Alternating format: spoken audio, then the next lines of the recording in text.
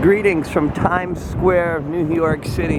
Hey everybody, it's Ryan Wolowski, and here is a very different look of Times Square. It's just a few days after the big New Year's Eve celebration here, and tonight is the big nor'easter snowstorm of 2014.